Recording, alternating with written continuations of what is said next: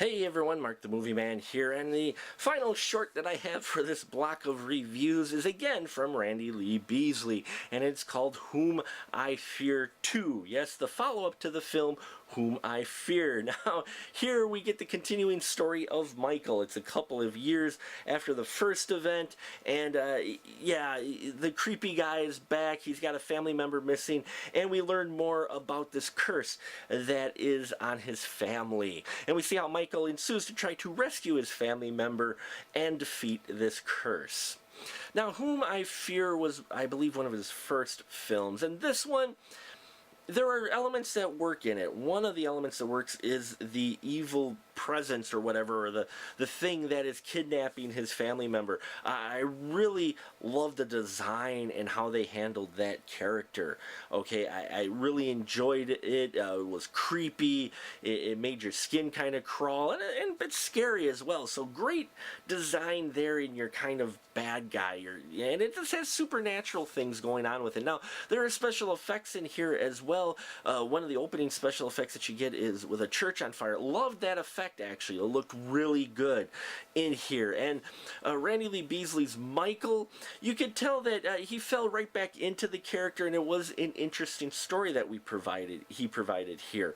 So the story had me really intrigued, as well as the main kind of bad spirit force that's in here.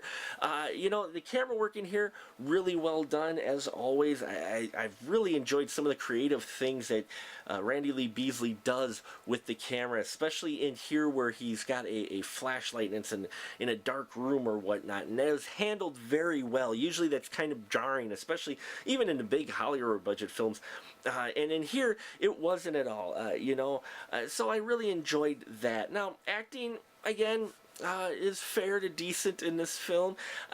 I just, you know, for some reason though with this film though, it felt like they were trying to go just a little bit beyond what their budget was. There's a couple of like supposed ghost effects they were supposed to do, which unfortunately I found more humorous than I did serious. I just didn't think that part quite worked. I thought they could have done that differently than the way they did. I know what they were going for, don't get me wrong, but it just didn't quite work for me on screen. We get another character in here, Dr. Wolf, I believe his name is, or Mr. Wolf. I loved his character as well. He got a short little part in here. It's a short film, not that long, which I'm glad it was, because it works for the length of film that it is.